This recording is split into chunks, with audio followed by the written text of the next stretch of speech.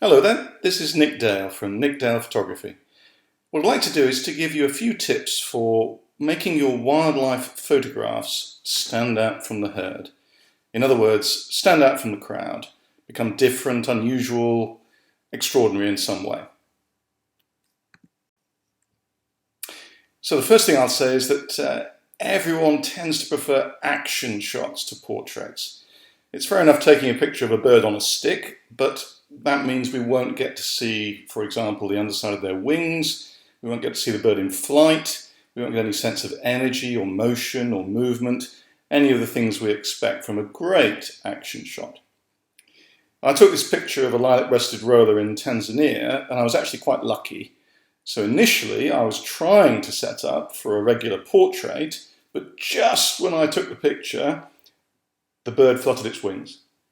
I thought for a moment it had fluttered off, but in fact it just fluttered its wings and then settled back on the branch. And I also noticed that it happened to have a grasshopper in its beak. So on this particular occasion I was quite lucky. Lilac-breasted rollers have the most amazing plumage, all that turquoise and lilac, so I wanted to get the best out of it. But I was lucky in this case.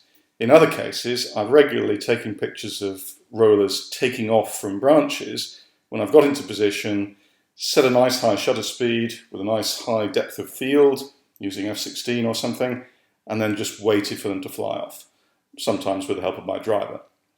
But at least they're action shots, at least they're birds in flight rather than a bird on a stick. Now that's birds, but obviously we spend most of our time usually looking at the big mammals. We're more interested in elephants or lions or tigers or cheetah, whatever it happens to be. And one of the ways of getting a lot of energy in the shot is to use what's called a slow pan. So there are two elements to this. One is the slow shutter speed, and the other one is the panning. So by slow, what do I mean? Well, it depends on the animal and it depends on the direction of travel.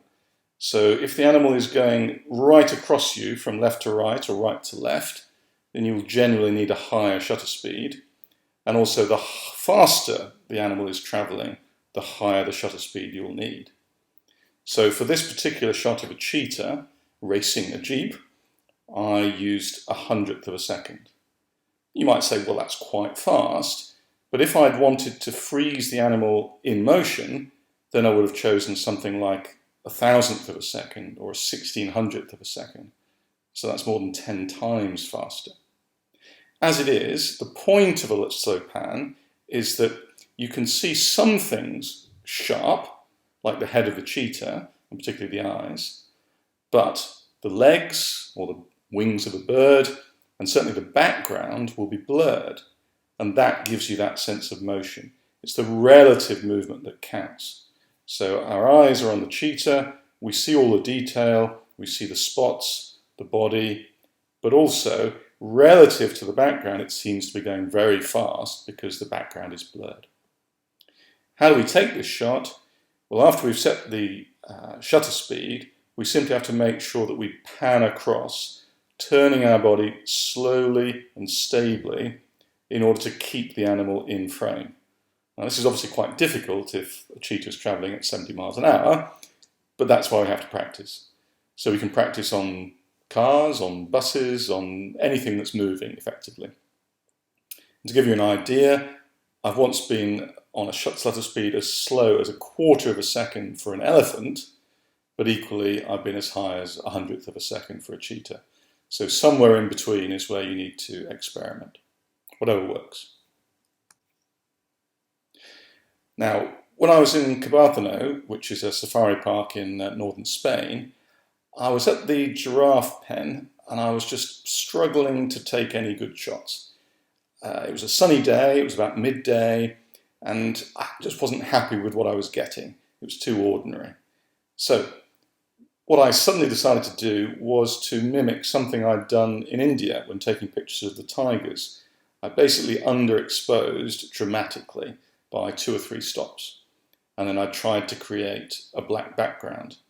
Black backgrounds, particularly in wildlife shots, tend to be very dramatic, but unfortunately in nature you don't often tend to see them. So you have to manufacture them to a certain extent. If the animal's in bright sunshine, but there are shadows behind it, well, that's great. You won't have to do quite so much in Lightroom.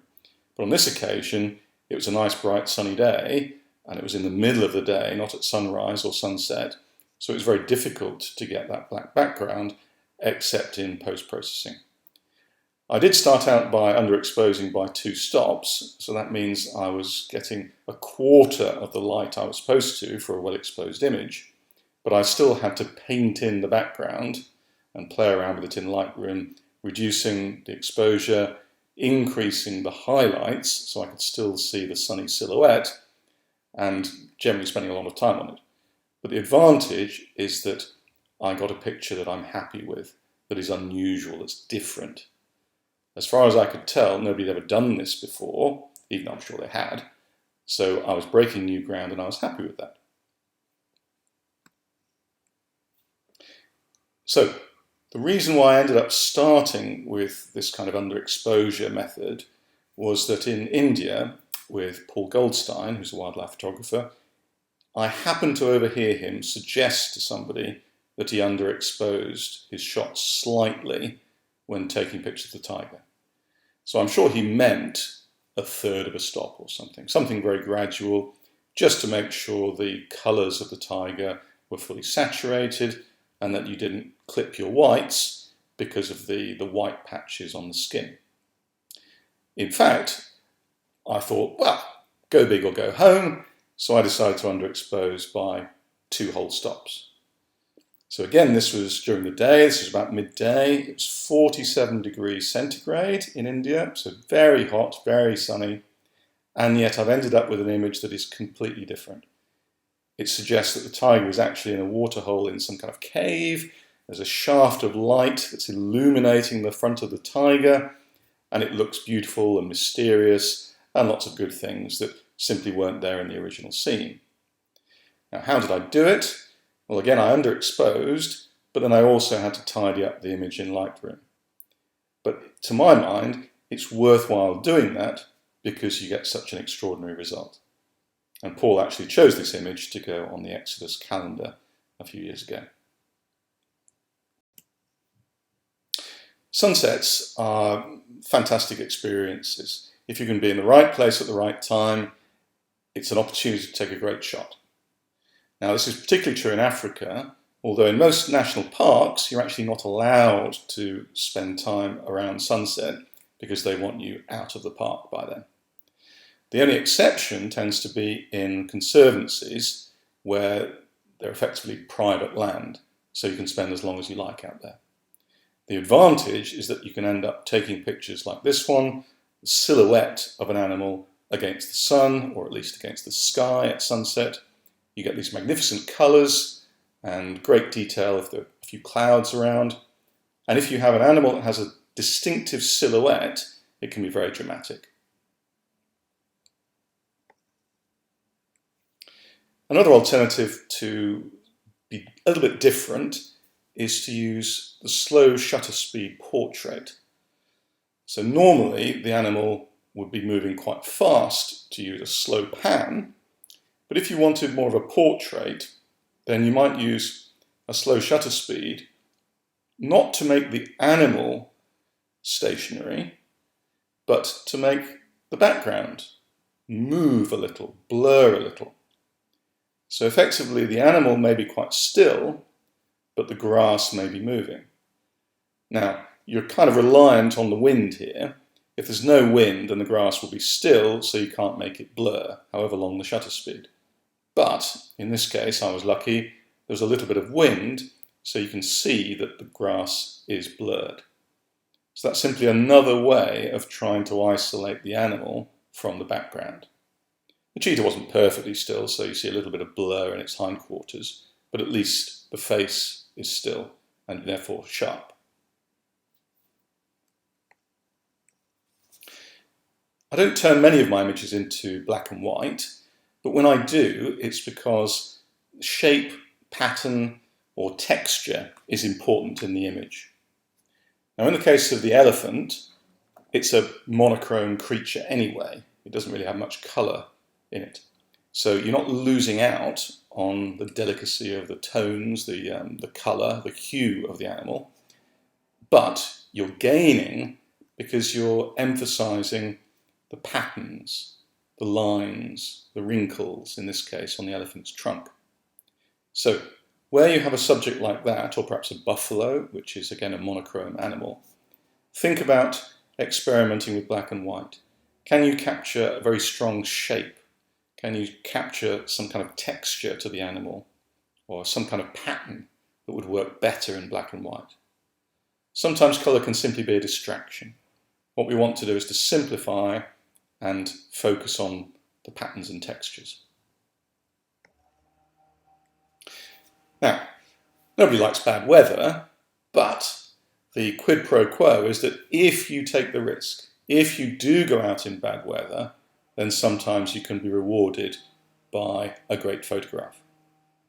Now in this case, I took this picture of a bear catching salmon in Alaska.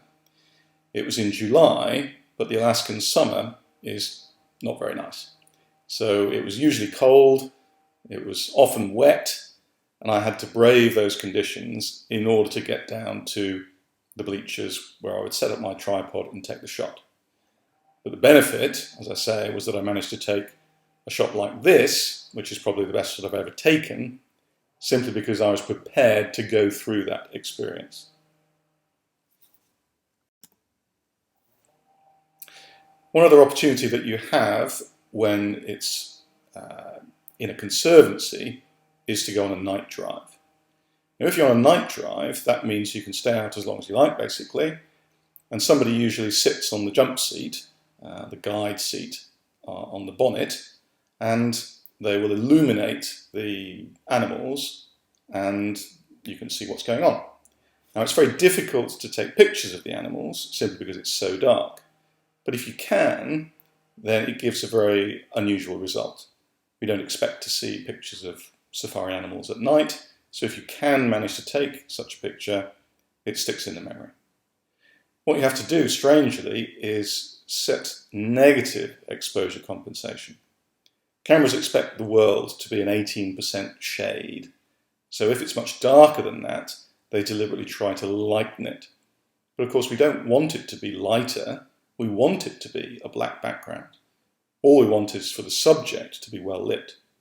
Now that's quite tricky, so you might have to use bracketing, but you'll almost certainly have to use negative exposure compensation so that the animal is well lit, but the background is still as dark as it's supposed to be.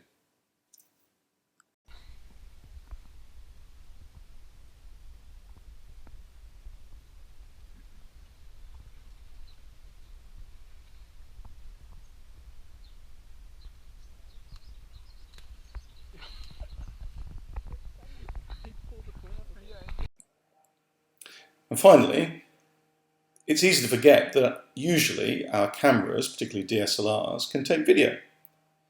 So I'm always caught in two minds by this. Yes, I'm a wildlife photographer, but I do have the capability of taking video.